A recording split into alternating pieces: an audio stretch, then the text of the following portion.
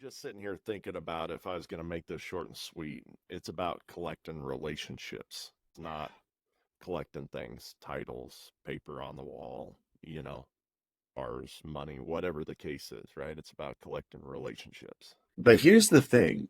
Most of the stuff that we've been taught, like money and jobs and Hmm. respect and prestige, they're the natural byproducts that come to people who build really good relationships. They're the natural byproducts that come to value-driven leaders. They're the natural byproducts that come to people who make decisions based on the values that they believe add the most value to most people. And they're all byproducts. Like we get taught that they're goals and then we chase them, and we often will violate our own values because we think that when we get the big thing at the end, it will justify whatever it took to get there. But every time you act like less than the person you are in pursuit of a bigger goal, you give yourself a little scar. Leaders are not born in a womb. They are forged through heat, pressure, and a whole lot of sweat. The Fire Forged Leader podcast serves the audience through exploring leadership at work, in the community, and with the family, using a practical perspective and real-life experiences from the host, Steve Baumgartner, and his guests in the Forge. Now, it's time to enter the Forge with the Fire Forged Leader.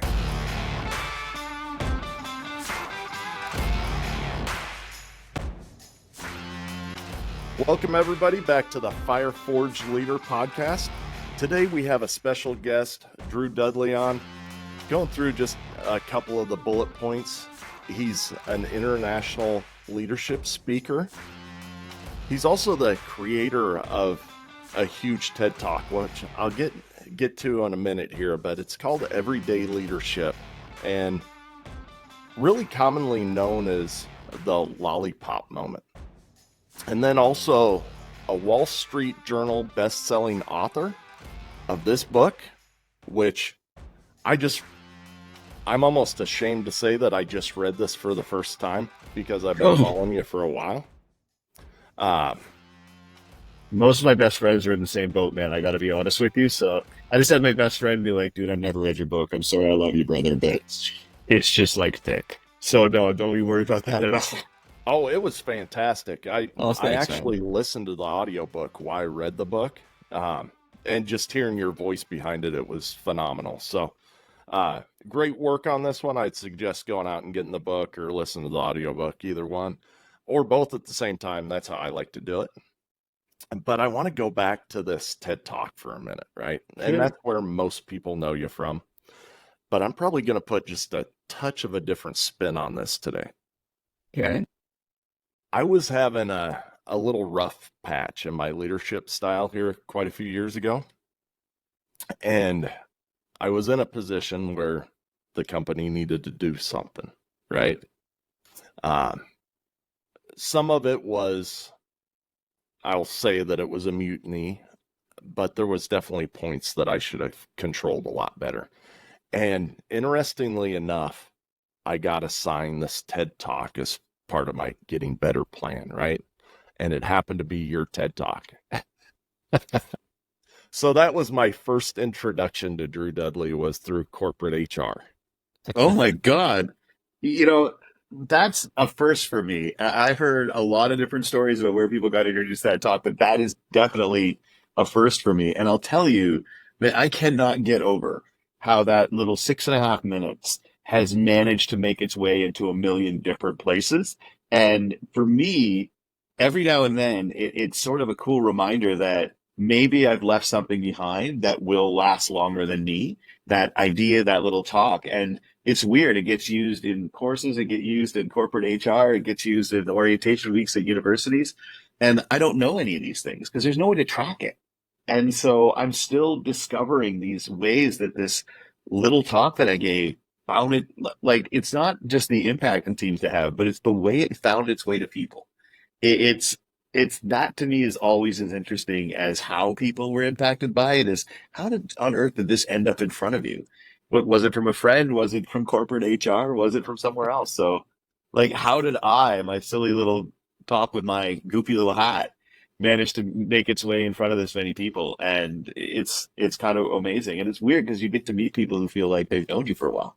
And that actually comes with some like extra added pressure because then you don't want to be a dick because like you're an even bigger dick if people come in thinking you're the opposite of it, right? So it Right. comes with this like weird feeling of wanting to live up to a perception. Like if you made people's lives feel good for the first time they saw you, you kind of feel like you want to do it every time too. So like it's a constant feeling of stress because of that talk. Well, don't feel stressed because that was definitely not the last thing that I ever listened to from you. But I do want to go back to that point for a second because I came from a very heavy engineering background, right? And I think like an engineer. I still do today, but that talk was very instrumental at that point in time in my life. You know, I was going through this rough patch and my norm is to retreat out of it, right? And think like an engineer. How do I solve the problem, right? And I didn't look at it as, maybe solving the problem is through creating these moments for my employees, right? Mhm. For the people who work around me. So I do appreciate that, Drew. So uh, I am glad that I got the one unique story in. No, that's awesome. It's hey, the story is the basic unit of human understanding, and so I love it when people have a different version of theirs because it just adds to the overall understanding of this really weird world I get to live in. So look, one thing about traveling is you constantly have your eyes open to how different things are, and yet how many things sort of unite us among the same way or in the same way. So it's cool to know that the talk is sort of penetrated a million different places in a million different ways. And the key message is the same, is that we got educated out of our leadership. We got made to think that we're less than we are. And if we can find a way to recognize leadership lives in those individual moments of compassion or forgiveness or empowerment or strength or courage, if we can recognize that, we start to realize, you know what? That we are a lot more powerful than we give ourselves credit for. And I think a lot of the things that we're facing right now in terms of animosity amongst each other comes from powerlessness. People just feel like they don't have power. It's what started my whole talk about leadership is that I'm standing in front of a room full of 18-year-olds who have no power in their lives. They live with their parents. They work for bosses, and professors and teachers tell them what they have to do and how many words they have to do it in, right? And Right. so what good is talking to these folks about a form of leadership that's all about power and influence and titles when they don't have any? It's not applicable to them and won't be for years. And so the idea that I didn't realize how many more rooms full of people that weren't 18 years old had that same feeling. And if we can let people know that they have more power than they think, I think it just changed the way people feel about themselves. And I think that changed how we treat other people too. Now that's an amazing insight. I really like that a lot. I never thought about how, the animosity and stuff people have for each other is just it really a power grab to summarize what you said, right? Because they don't feel it in their normal everyday life. Yeah, I think one of the big things is I get to talk a lot at companies about conflict, right? And I think that conflict, both organizationally and personally, I think at the core of every conflict, both personally or within a group, it's always fear. Like people are afraid of something and they're afraid of having something taken away. They afraid they'll have power taken or money taken or influence taken away. Uh, or they're afraid they're going to be given something they're not ready for, more work or work that they're not equipped for, or more stress that they're not ready for. And so every time we're fighting with each other, it's because both sides of the argument, whatever it's over, are afraid of something being taken, something being given. I think the thing is that most of us don't realize that's what the conflict is coming from, is fear. And so for me, leadership, one of the biggest leadership lessons I was given was when you start to feel conflict amongst departments, amongst people, take a step back and go, okay, what is this person afraid of? Because fear is a universal human feeling. And when you feel someone else is afraid, most people feel an empathy for that because we've all felt afraid. And now you can connect with the other person as a human because you're like, this is someone else who feels fear. I mean, even when you're around animals and you can tell they're afraid, you feel something the instant there is a humanization of people, that when you recognize that this is someone who's afraid, and if we can address conflict at the level of the fear that drives it instead of the level of the behavior that comes from it, I think we're much better off. And so for me, a big leadership lesson was, man, everything is driven by people being afraid of someone. And if we can ask, what is this person afraid of, instead of why is this person a dick? It's a much different question, right? Because we can all empathize with fear. Even if I disagree with what people are afraid of, I can't discount that they're afraid. You can't discount other people's emotions. And I think that just makes everybody a lot more human. And that, I think, makes it more likely we want to make a positive impact. And when we make the positive impact, around goes the leadership wheel, right? It's simple, but it doesn't mean it's little. So let's take that into, or out of the workplace and into society for a little bit. Sure. Of course, two different countries represented here. You got Trudeau up there, and I don't know who runs against it because I'm not Canadian, but we have Biden and Trump down here. How does that play into things like politics or, race wars or, anything culturally that we got going on right now? Yeah, for me, I'm trying to keep the focus on our ability to make individual impact, because I think once we get into collectives, we act like absolute. I saw some of your clips, so I'm assuming this is okay. Absolute assholes when we get into groups together, because I really believe in our individual ability to create positive moments of impact with other people. But once we get into our teams, it just stops happening, right? It's just like what we can do as individuals can be profoundly moving to one another. What we could do as groups to one another is absolutely appalling. And like, how many things have we seen that are good because we grouped up? There's just not a lot of stuff that we're right now, when we get together, we're doing good things collectively. And so I don't talk much about politics because I'm baffled by how it can be the most powerful way that we judge each other. Like, I don't get how, like, I know Raiders fans, right? And Raiders fans will die for the Raiders, right? Like, nothing, like, but like, if it turns out that another Raiders fan is a different political leaning, it supersedes this, and it supersedes everything. And yet, honestly, it has very little impact on most of our everyday lives. What's going on? I don't talk about politics because I don't see politics as leadership usually. Not all politicians are leaders. Not every leader is a politician. Not every leader runs for office. Not every politician runs for office. I mean, we've all worked with politicians who never run for office. Right. But it's very difficult right now because I feel, so I'm giving a speech, right? And at the end of it, a Q&A comes up, and it's a question about usually American politics. It's very hard to talk about leadership, especially in an election year, without politics getting dragged into it, because politicians, unfortunately, are an example of the type of archetype leader that we're taught about. So how politicians behave in society directly influences my job, because they are seen as examples of leaders. So when they act like they generally do, lately, or let's face it, always, but I think there's a different level now. It sort of reflects, and people are like, oh, well, how can you say this when we're seeing this? And so I try not to talk about politics, because leadership and politics aren't the same thing. The biggest issue with politics right now is that it's so wildly divisive that I think what happens is we have to look for humanity in each other because we don't assume it anymore. And so I'm giving a speech, I get asked a Q&A about American politics. I have to realize that depending on my answer, that people could have loved what I just did for 58 minutes, loved every word of it. They could have been crying. This has happened. And my answer to that question about where I fall on the political spectrum, because that's why I get asked the question. It is not out of interest. It is to decide whether or not I can like you. And so I have to realize that if I answer the question wrong, depending on where I am, somewhere between 25% to 75% of the audience will immediately dislike me. And so what I think what's going on right now in the social world, particularly as we go around election years, is that we stop seeing each other as people. And we start to embrace this idea that those who disagree with you are your enemies. And that makes it less likely that you'll want to create what I consider moments of leadership, because you start to believe that certain people don't deserve it. And that, to me, is very hard to see going on while I'm talking about a form of leadership that really is about interpersonal connection, right?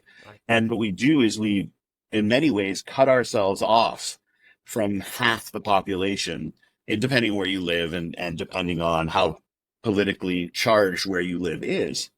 I mean, it's difficult and it's hard to watch because I talk about human decency and it sometimes feels as if there's a void of it amongst some of the most influential people on the planet. And that's tough, right? It's tough to tell your kids to behave when people running for president are like schoolyard calling each other names. Like, that's tough, man. Kids aren't stupid. They know the difference when we tell them one thing and act another way. Agreed. I actually just had a heated talk with my son's football coach. He's 5, plays flag Go football, five. right? Mm. Yeah, it should be really fun for all the kids involved, right?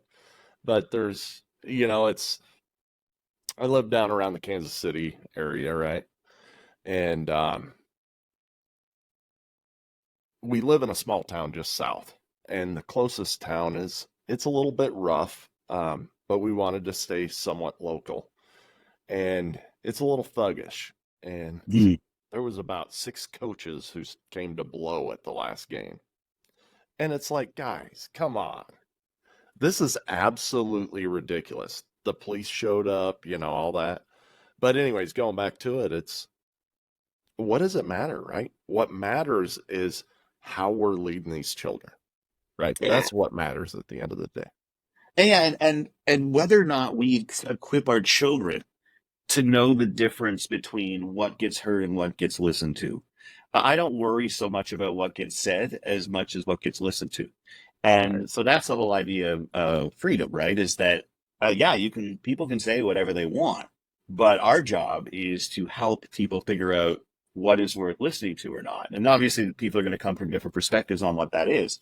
But if we can equip our children to recognize when something is wrong, then we've done the job.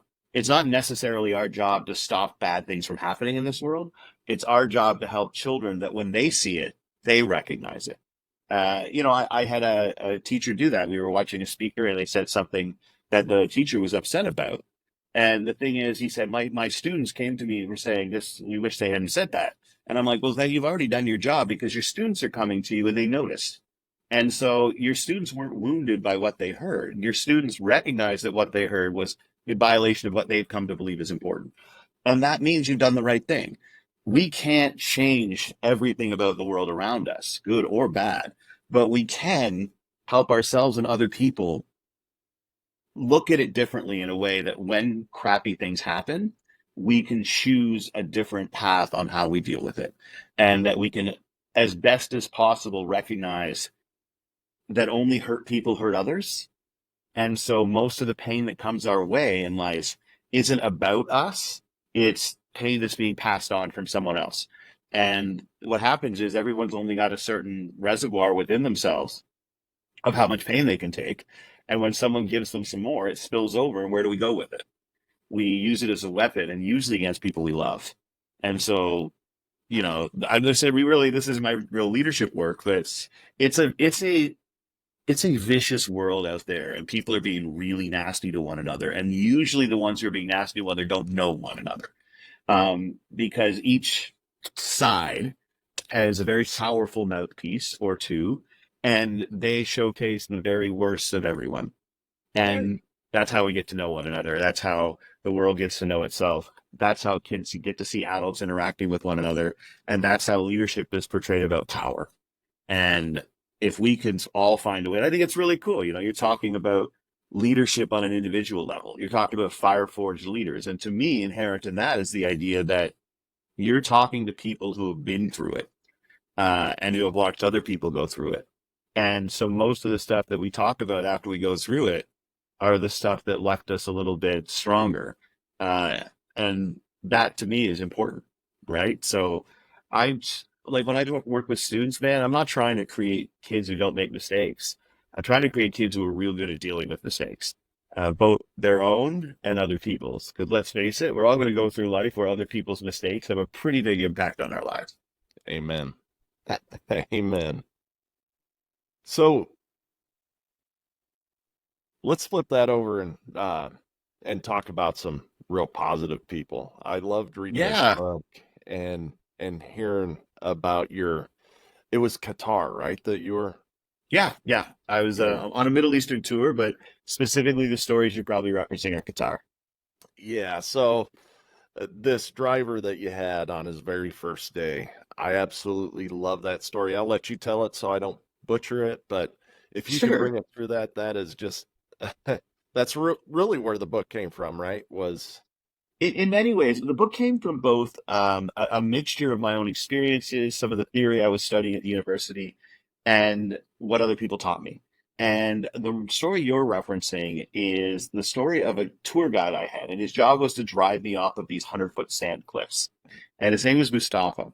And you get into these 4x4s, and they start driving you off of these cliffs, and you go like leaping off of them.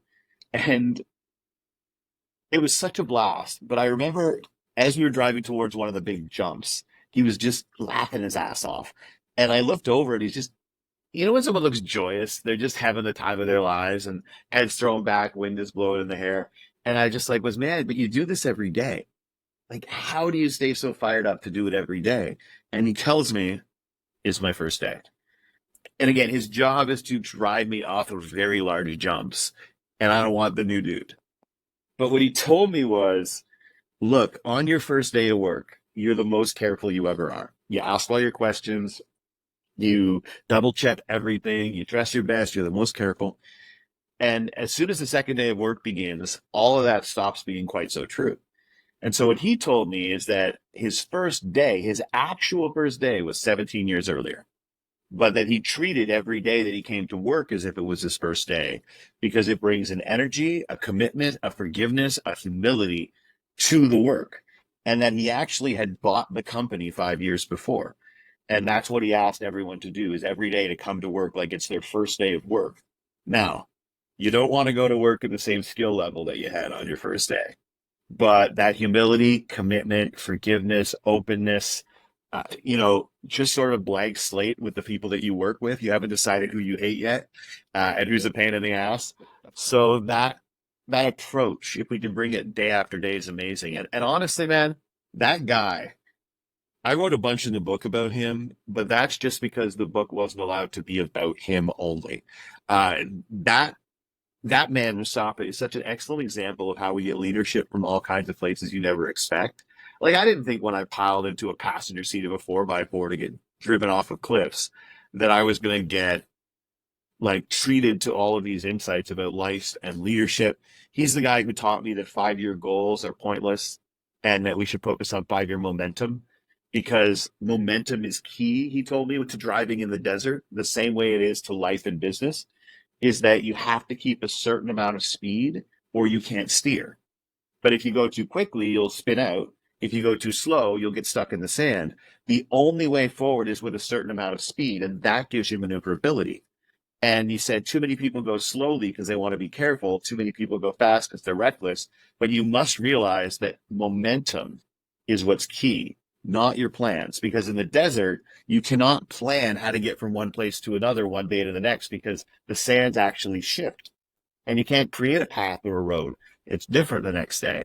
So he said, my decisions are based on what generates momentum, not what sticks to my plan. And that's just like two out of, honestly, man, it was like taking an NDA in the desert. I would do nothing with Yoda. he sounds absolutely amazing, and I hope I get the chance to meet him someday. It, looking at this, 5-year momentum though, how does that look in an everyday world, right? I mean, uh, you blew my world up with it, right? I mean, Mustafa did. Um, I work off from a 12-week cycle and I'm constantly making goals in Yeah. multiple areas. What does momentum look like in comparison to goals? What a great question, man. Like, look at it this way. My buddy's just going through something right now. And he decided he wanted to leave his job, which he was feeling a little bit toxic at, and start his own business. And in response to him telling his bosses that, they came back and said, oh, no, we really want you to stay. It's like the cell service people, like you don't get the good deal Right. until you tell them you're leaving. And they said, why don't you stay on? We'll give you a promotion. We'll add a little bit more responsibility. What do you think? And he was asking me what I thought. And the way I look at it, momentum versus plans, his plan was to go off and one day start his own business, right? This opportunity means that he could try this promotion. He could try the new responsibility. He could try moving up in the business. And if it didn't work out, what he's got is options, right? Because he can then go back to what he was going to do anyway. So the idea is you take a look, and there's two things I look at: momentum and options. And in that particular case, he decided, you know what? Instead of going with my plan that I had just created, I'm going to try this thing because it doesn't close off the opportunity to the other one. It gives me the chance to do both. And so for me, I take a look at options, and there's nothing wrong with having goals, man. If you work on 12-week cycles, you should have goals. But when I talk about momentum, I mean in individual decisions, when you're trying to decide what to do, pick the one that generates the most options, because I equate options with momentum. If you make a decision and then you have 3 options for your next decision, that's momentum. If you then make one decision and it's, so I guess that's basically the way I describe it. Take a look at the branches of the decisions you're making, and whichever branch, whichever road you take has more branches, that's momentum. So the more opportunities you have to turn, the more momentum you have. If that makes any sense, I hope that answered your question. It's like if you have option A and B, and option A generates 4 more options possibly down the road, option B generates 2, option A is going to generate you more momentum because you're going to have more ways to turn. And you can find the faster current when you have more options, right? So if there's only 2 paths on the river, that there's 5, you're going to drift towards the one that's fastest. You know, that's interesting because you cleared that up. But you know, it also blows up what most people tell you when you're going to start a new business, right? They're like, find your niche, you know, focus on that and that only, right? Oh, sorry, really? Well, the part of that too is that's business development. And I think that one thing I always want to acknowledge is that I talk personal leadership, and business development is a little different than personal leadership. Business development are the plans and structures you put in place to make your vision become a reality. Personal leadership is making sure that that vision is driven by clearly defined goals and values, if that makes any sense whatsoever. So when people say, hey, have your 5-year plans for your business, have a business plan, that's business development. That does involve some real steps and structures.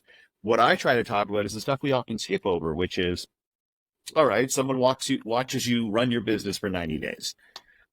They see every interaction you're part of, public, private, online, how you interact with people you love, you hate, never met before. At the end of those 90 days of just watching your decisions and what you say, if I said, what are the 3 values that drive you beyond all others? What are the 3 values that somebody who's watching you says? And so do you have an idea? You got a smile that says you do.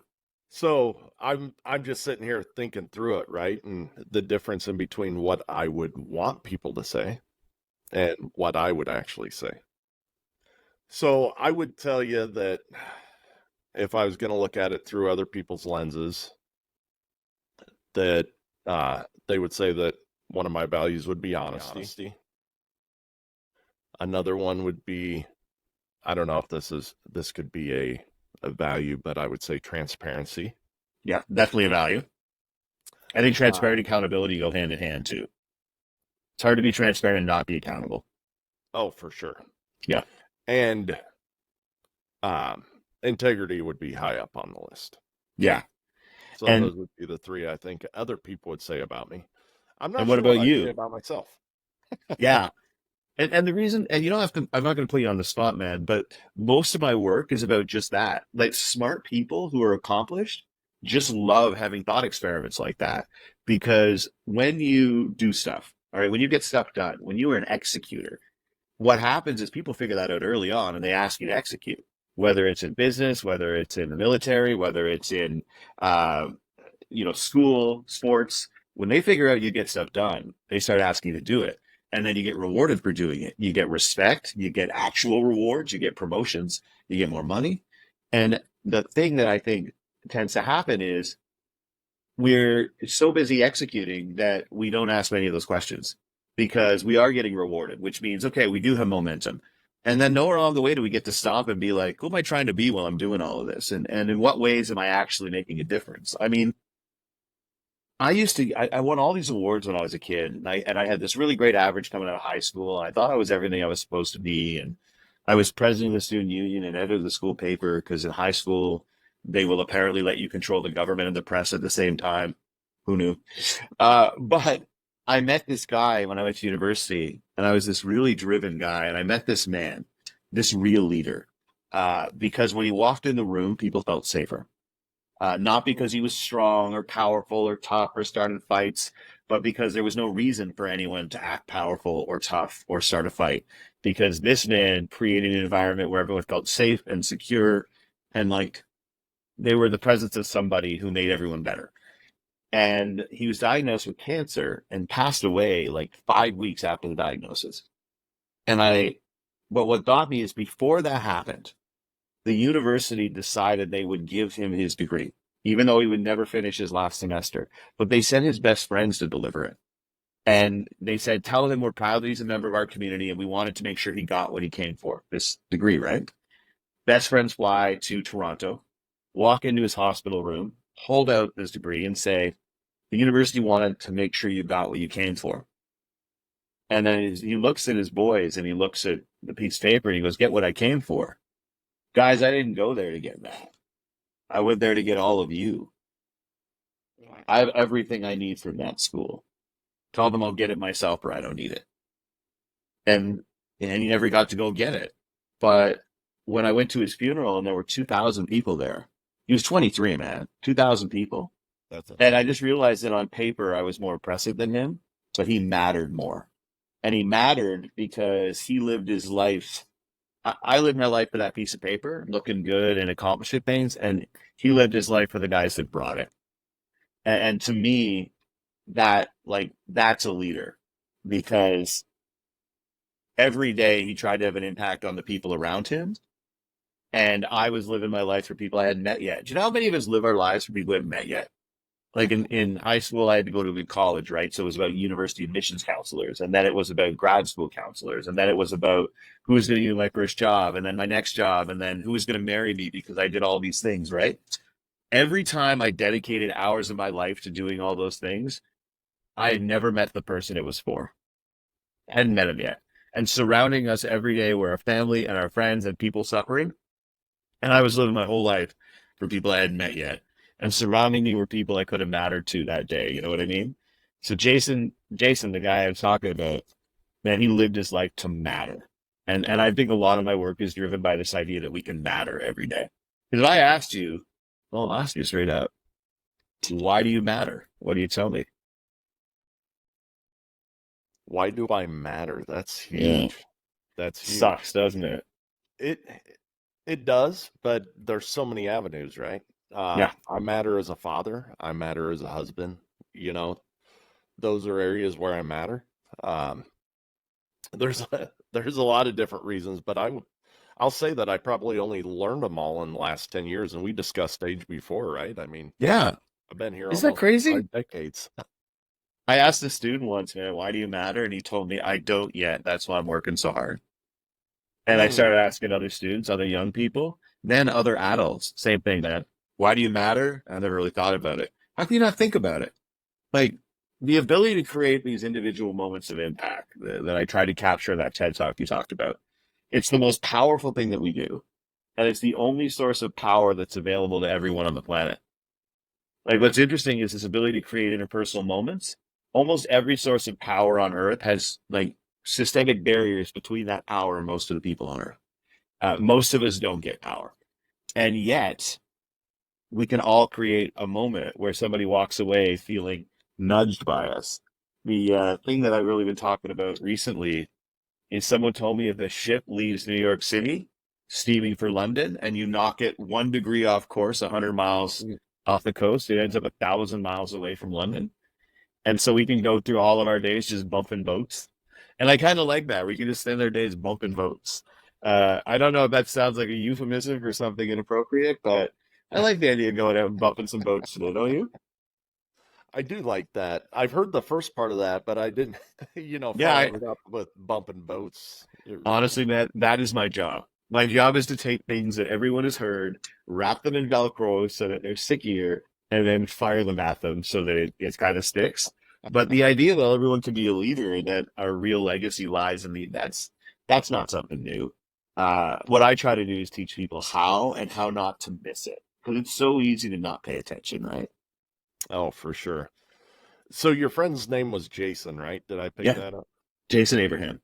Yeah, so I'm just sitting here thinking about if I was going to make this short and sweet. It's about collecting relationships.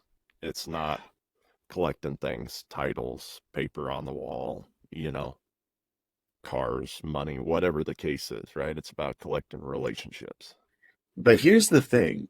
Most of the stuff that we've been taught, like money and jobs and respect and prestige, they're the natural byproducts that come to people who build really good relationships. They're the natural byproducts that come to value-driven leaders. They're the natural byproducts that come to people who make decisions based on the values that they believe add the most value to most people.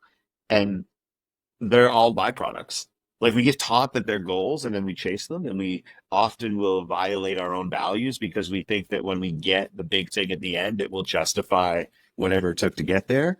But every time you act like less than the person you are in pursuit of a bigger goal, you give yourself a little scar, right? And no matter how much accolades you get from external people, oh wow, look what you accomplished, you feel all those little scars of the times that you cut yourself and your values a little bit, or every time you cut a corner, you cut a little tiny piece of your soul. You know what I mean? And so it's not the goals you set. It's not even the goals you reach. It's how you behave in pursuit of them. But one thing I always want to tell business students, right? Because I talk to them about adding value. I talk to them about value-driven decisions, and they're all like, look, we're 100 grand in debt, man. Like, teach us how to make some money here.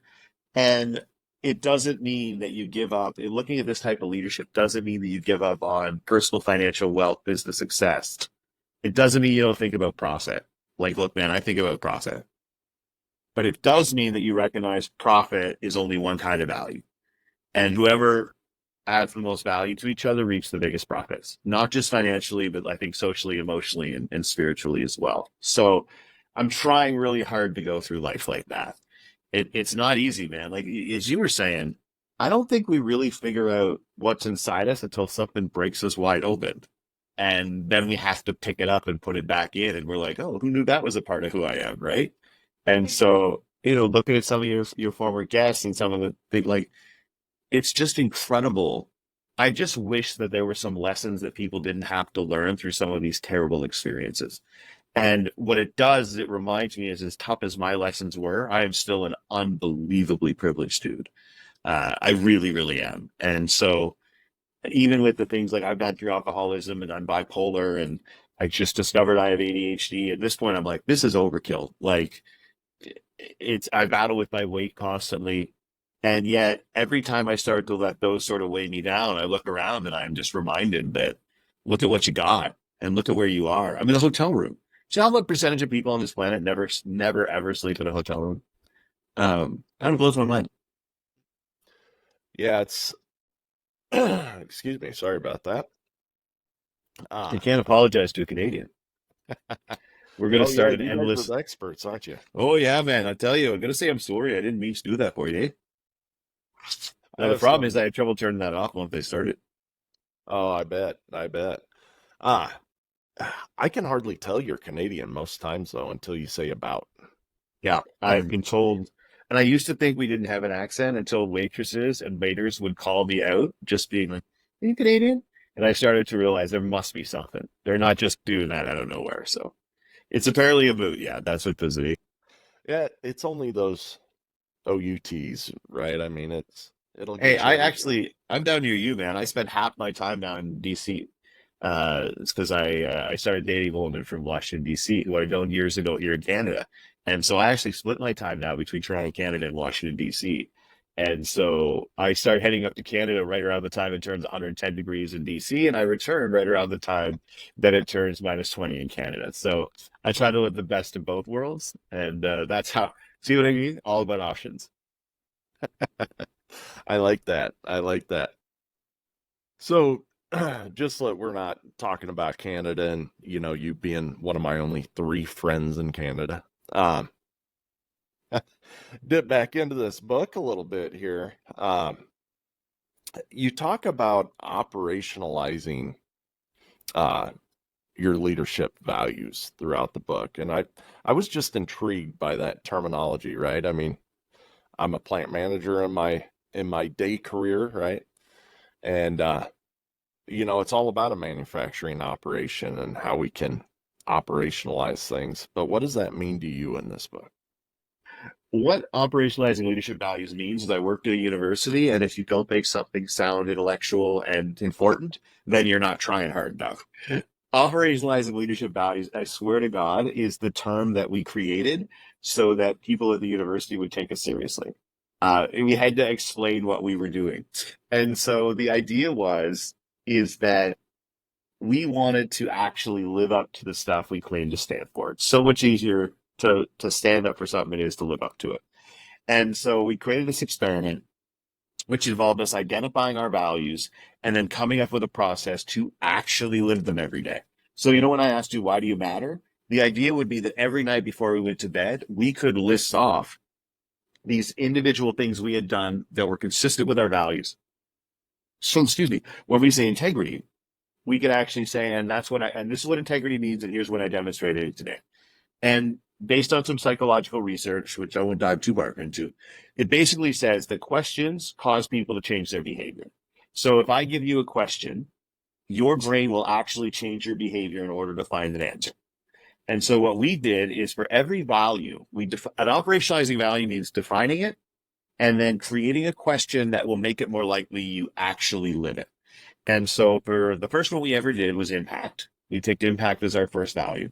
We defined it as a commitment to creating moments that cause people to feel as if they're better off for having interacted with you.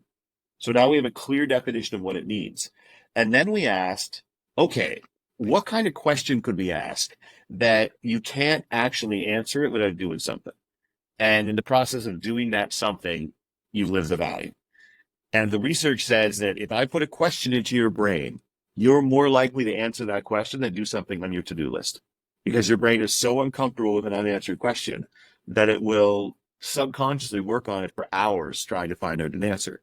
So we created a question that said, what have I done today to recognize someone else's leadership? And that became our mission, is to answer that question every day. Because leadership's on a pedestal, if I said to you that I see something in you that society values, nobody walks away not feeling better off, right? So if I recognize your leadership, I have had a positive impact on you.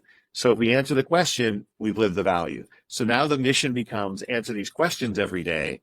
And as we answer the questions, which not only did we want to do as part of the assignment consciously, but that we had to do psychologically because our brain felt crappy until we did, what we did is we created this list of questions tied to 6 core values.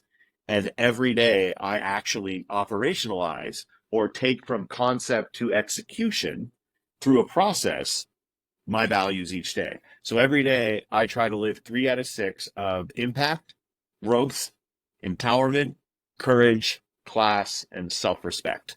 And if I can answer 3 of my 6 questions every day between getting up in the morning and going to bed, then when I close my eyes to go to sleep, I can honestly be like, in these 3 moments, and my French, I was the shit. Like, I was awesome in these 3 moments. I can't deny it. No, maybe I did 50 terrible things, but at least I gave myself 3 moments to be like, you're not just full of crap. You're not just a guy who goes around saying honor, honor, honor, or courage, courage, courage, or integrity, whatever, right? You actually give proof of it every single day. And not enough people prove anything now. You know what I mean? They just say stuff and then wander off, and nobody holds themselves. No one holds them accountable. But the key is we got to hold ourselves accountable, because like, we're naturally self-centered creatures. It's how we survive. It's how we survive for all of these years. But we actually have to consciously train ourselves to put other people first sometimes. When I say that, that's a really important lesson to learn, because our brain will always protect us first. And that's not something to be ashamed of. It's the job of the brain to keep us alive. But it also makes us be pretty selfish, especially when we're in pain. When we are in pain, because that's what the brain is designed to do, right? When you are in pain, it becomes completely self-absorbed to relieve the pain. And the problem is, back in the day, when we roamed the savannah, the primary threats to our well-being were physical. We were going to freeze to death, or we were going to starve to death, or someone was going to attack us. And now our biggest wounds and the things that hurt us the most are emotional and social. And we still got a brain that's designed for a different world, right? Because the social world moves faster than our physical development. So we are actually pretty maladapted to live in the world we live in right now. Yeah, It's just Coke, everybody, if you're watching too. And like, are people watching this guy being like, is he getting just bombed while he goes this presentation? No, everybody. I gotta.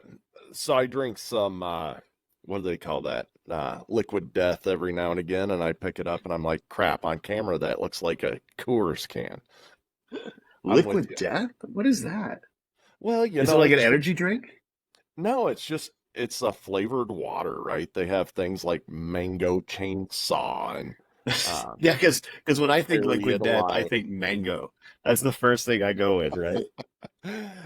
It's a very cute marketing trick because every other water is like life water, and they That's a very American thing that you just nailed right there. You're just like, let's create death water, and oh then yeah. we'll get mango and watermelon. All right, like evil kiwi. That's awesome, Oh, man. you'll That's have to great. look it up. I mean, the names are just Well, stupid.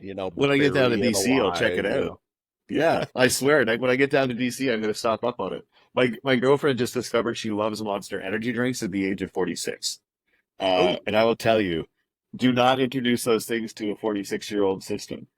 She was not ready for it. She liked the first one, but I think by the third one, I was going to have to call the paramedics, and can I'd they have to bathe? pay. I'd have to pay for them down there.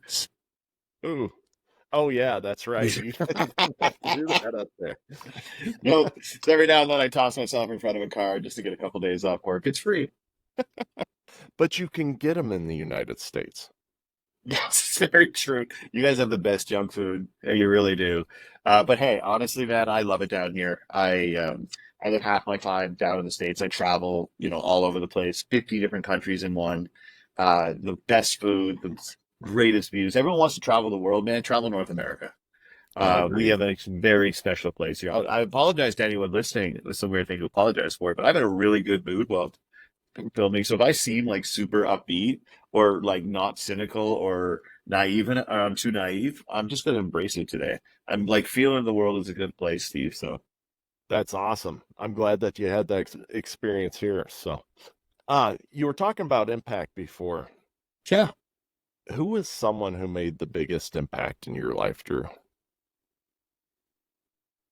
I think I wish I could do a more. The biggest is such a big word because biggest is dad. All right. There's just no way it's anybody but dad. In my case, right? I'm really lucky. I had both parents at home, but one of them liked me. And so, I mean, I was really lucky that way. Not everyone gets that. And my father and his ability to teach me that if people can count on you, you can count on them.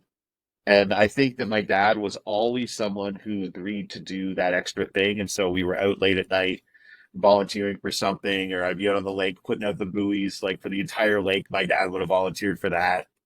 And I remember asking him why. Like, why are we spending like 12 hours in the spring and 12 hours in the fall putting out and taking in buoys? And he's like, because when these buoys go out, everybody who asked me to do them knows I can be counted on. And people were more likely to do things for people. More people are more likely to be counted on when they can count on you. And I think that was a pretty big influence for me. But yeah, my dad, and then I had a couple of teachers, of course, and my first football coach, the first guy to tell me, I don't care if you make a mistake as long as you make it at full speed. Um, like those sports played a really big role too because of realizing how inevitable mistakes are. I played with some very talented guys who went on to play pro, and they screwed up. And I think that that's one of the things that sports really taught me is that the most transcendently talented people will mess up. And so, like, work hard and you'll get used to failure because even the most extraordinary people do it. So yeah, my first football coach, my father, and my little sister. My little sister never graduated high school. We didn't really talk much because we lived in totally different worlds, and I look back now and I regret that. But you're a couple of years apart. Nobody wants to hang out with their little sister, and nobody wants to. But she started working in kitchens for minimum wage and then learned how to run a kitchen and then was asked to run a kitchen. And then every time she tried to leave because it's so hard to find people as talented as she is, she got more money and then she started getting equity. And now she is the full owner of 2 restaurants of her own without a high school degree. Nice. And she is the most integrity filled human being I've ever seen in my life. She keeps promises. She will take pain to honor a promise. And that to me, I think is an extraordinary thing to do. Someone threw a knife at her because she runs a restaurant, right? And so the pandemic was not a good time for restaurant owners, both in how the sales went and how people treated them as well. And someone threw a knife at her during the pandemic because she was, she had to enforce a rule they didn't like. And she pulled it out of the wall, drops it on the table, and goes, "When you write the Yelp review, tell them I gave you back your really nice knife." And just walks off. And I'm like, who's that chill? Who is that chill? And she's just like, nobody's got it easy now, man. And if they came to my restaurant, I'm going to respect that.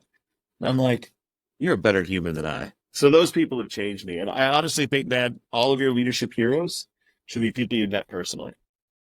Because you know why they make their decisions and how. And everybody else in the world, all you get is their spin, right? But if you see how people make decisions, especially when those decisions might hurt them, but it means staying true to something, then those are people to admire. You got to see them in person, I think. I like that theory a lot. A lot. My dad also is mine, right? So he always had this way about him.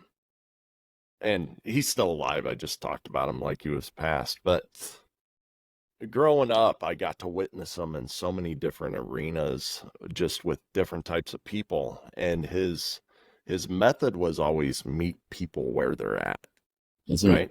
Not where you want them to be, not where you think they should be, but meet them where they're at, and it doesn't matter whether it's, faith, finance, it doesn't matter. You meet them where they're at, and that's where they can grow from, so he would change how he spoke to people. He would change how he approached people, depending on the situation. And I think that's important, right? Yeah. So Don't try to make people players in your world. Right? Like we're all I never really said that before, but I guess that's really what he was getting at, wasn't it? Like when you try to meet people where you are, you make them characters in your story. And maybe if we recognize that we're all living our own story, that's a really good lesson to learn. I wish I'd learned that earlier. The same with this too shall pass. Good, bad, boring, exciting. Like this too shall pass. Whatever's going on right now, it'll pass. And I wish I'd learned that earlier, Agreed. So you can savor it when you need to, and you can like recognize that you're coming out the other side too. Because like, man, it's our scars that build us. I mean, you look at your podcast, you don't need me to tell you that, but like I am the strongest dude I've been in my whole life right now. Like I've lived through alcoholism, bipolar, and losing the woman I loved. I will tell you something, my man. You want to take me down now? You better bring some kryptonite, because like there is a peace and a strength that comes from knowing that the worst thing in your life has already happened, or the worst things in your life have already happened. And every year on the anniversary of her death, the night before, I treat that as my New Year's Eve. Because New Year's Eve otherwise is just arbitrary, right? December 31st to January 1st. What does that mean to you? Except you got to make stupid plans that you don't want to keep. But January 16th represents another year of healing, another year of strength, another year of getting better, another year of letting go of some of that pain or dealing with it more effectively. So I've always said to people, like, take the worst day of your life and make that your New Year's. Because when it actually represents another year of success, of recovering from whatever it was that they brought. Now, if the doctor tells you not to, that's fine. PTSD is not to be screwed with. I know that firsthand. But I also know that thinking about the darkest times of my life reminds me of how much closer I am to the light than I think. Agreed. It's interesting. I'm going to put that one into practice. Along with a couple other things, but I was arrested when I was 22 years old, and that was the time that my entire life changed, and it should be celebrated for sure. Yeah. I like that. Speaking about failure a little bit, and I'll make this last one because we're rolling up on an hour here, but Man, I talk uh, a lot. Sorry, brother. no, I love it, but I know you got things to do, and I'm actually going to release this in the morning, so I got a little bit to do myself. So you talked about I'm trying to find it on my cheat sheet here, but you talked about failure and failure therapy, and I thought that was just a tremendous thing in the book as well. And I got this picture painted in my head about these guys going up to the police officer and all that. So, tell us a little bit about this therapy that you talked. Rejection therapy. Rejection therapy was actually a concept coined by a Canadian and a guy named Jia Zhang made it really more popular with its TED Talk and a book called Rejection Proof. But the idea is that you spend 24 hours every month trying to be rejected as many times as possible in a 24-hour period. And I learned about it from these two guys who worked in the tech space. And in order to keep their muscle of innovation fresh, the way they like to put it, was that they did this once a month. They tried to get rejected. So they'd go into Subway and they'd be like, can we make our own sub? Or they'd ask a cop, can we shoot at stop signs? Or whatever the case. Or you just ask beautiful people that he came across, would you go to dinner with me? And the idea was that you learn that one, you're not rejected as often as you think you're going to be, that when you're trying to be rejected, it actually feels like an accomplishment when you do it and doesn't bother you. And that spills over to everything else. And then you also discover that even when you get told no, you're almost always offered something better than what you currently have. And so I've gotten to ride on private jets. I've gotten to eat at chef's tables in Michelin star restaurants. Got to drive a Formula 2000 race car. Like, well, I had two chances to do that. The first time he put me in the cockpit, and it really is a cockpit. And I asked what the third pedal was for. And he's like, get the F out of my race car.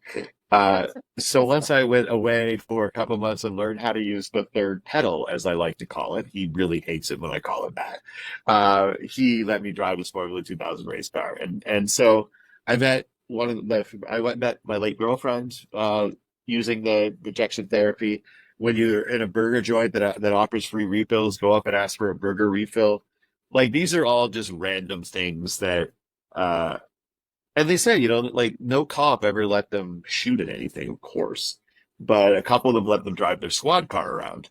So like even when you don't get what you want, you usually get something better. I mean, and if it sounds like something you can't do or you're scared to do it for other people. I My father and I love the Toronto Blue Jays. Love the Toronto Blue Jays. And when I was a kid, not a lot of games were on TV, right? It was all radio. And so I learned about baseball through the color commentator and play-by-play guy of the Toronto Blue Jays. Like they painted baseball for me, Tom Cheek and Jerry Howard. Tom Cheek died about 15 years ago, but Jerry Howard was the guy for 36 years that I listened to with my dad in the canoe, on the dock, driving to the cottage, whatever. Men and their fathers, baseball bonded us, and this guy's voice bonded us. About 4 years ago, right before the season started, he announced his retirement out of nowhere. And I was actually really upset by this. You ever been hit by something emotionally that you almost feel silly that it's hitting you emotionally? All the time.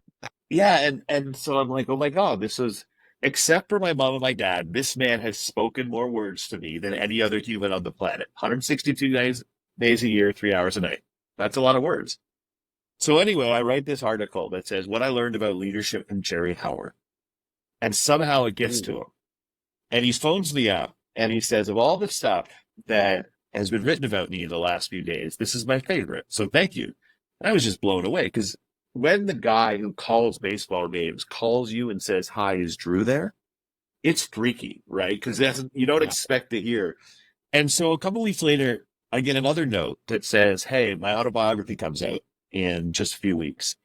Could I use your article as the introduction, the foreword to my autobiography, the story of the history of the Toronto Blue Jays? Which, again, oh my God. And so I said, yeah, of course you can. And he said, is there anything I can do for you? And all I could think of was rejection therapy because I don't want to overstep. I'm Canadian to begin with, right? So you don't want to be rude. So I decided I'd do it for someone else. And I said, would you call my father? And he goes, no. Okay, I'm so sorry. I apologize. He goes, what I will do is I will meet your dad here in 2 weeks, May, whatever the date was. There's 2 tickets waiting for you, and I'm going to come out. Don't tell your father. And so took my dad to the game. First time I ever had to take him in a wheelchair. Like, when you realize your father's older, that like we know it, but that first time you look and you're like, my dad is an old guy.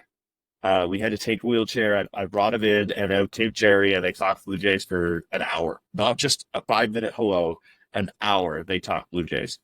And it was the happiest I saw my dad in the last 3 years of his life. And it's because of the question, what did I try today that might not work, but I tried it anyway? And it was all about rejection therapy. It was all about just saying, I would like this, and not assuming that when people say no to your request, I think we assume it's because we don't deserve it. That's what we tell ourselves. Well, why did I ask? I don't deserve that. When people ask you for stuff and you say no, it's not usually because you don't think, if you're not sitting there thinking, oh, this person doesn't deserve that. You just can't do it. You don't have the time, the money, the resources, whatever it might be. It's usually not that you don't want to, or you don't think the person deserves it. You just can't do it. And so when we start doing rejection therapy, we realize how often, 1, people don't want to say no. 2, like what they say no. You've just experienced the heat it's not and about pressure of the It's forge. about what someone Remember, else could provide. words without So action ask. are You'd be meaningless. amazed what people Now, will after the go heat away of the to provide. forge, shape your thoughts, I love quench rejection your therapy. brain, It's then like put your my new tools to friends use, hate it adding because to I your would do leadership. really Tune embarrassing in next stuff out week of for nowhere. more lessons from the Hey, we should forge. go ask to do this. That's not so worst that could happen. I want to go out on the court after the game and shoot a couple of hoops. I yelled through a fence, can I drive that car? And the guy let me drive it. If that happens once in your life, you're trying it every single chance you get. I have not yet got to meet Jennifer Lawrence, however. I have tried. It's coming. It's coming. Maybe, I suppose. I don't think I want to be there for that moment. There's like, how you meet certain, the last time I met somebody that like I really looked up to, I just choked up and made this noise. Well, no. And so I don't ever want to meet anybody I look up to again. I glugged twice. Yeah, that's a horrible noise. Don't do that. Yeah, again. don't do yeah, especially when you're a microphone. My apologies to all listeners. Oh, that's all right. We won't cut it.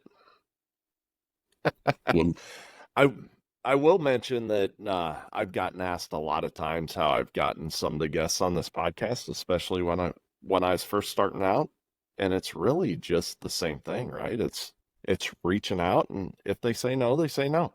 Yeah. But I've gotten a whole hell of a lot more yeses than I have no's.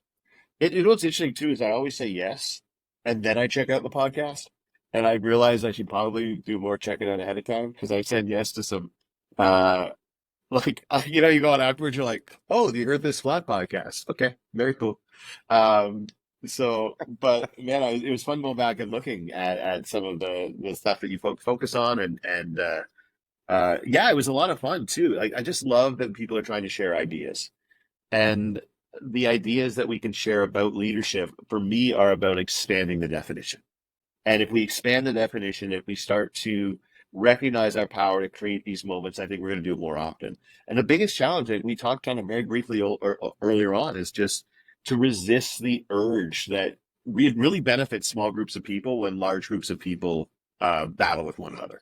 It keeps the people, it keeps the people who are in power in power.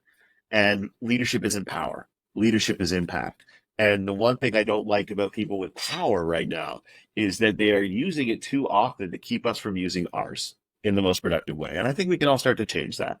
And I'm glad I got the opportunity to come on and talk a little bit about that too, because you know what? I really do think I'm a fire forged leader. And I never thought about that phrase until you asked me if I come and do this podcast. And I was like, damn right, fire forged.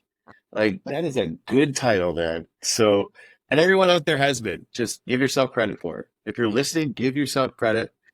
Never, this is my nut-wing snowflake love of Aaron Sorkin, right? But never, ever, ever forget the battles that you have fought and won. Ever. And so I think that that's what Fireforge meant to me. And he's never forgetting the battles you fought and won. I love it. I appreciate that, and I don't think we could end on any better of a note. But I definitely consider you as a Fireforge leader as well. Thanks, So man. That's a uh, really kind thing to say. Thank you.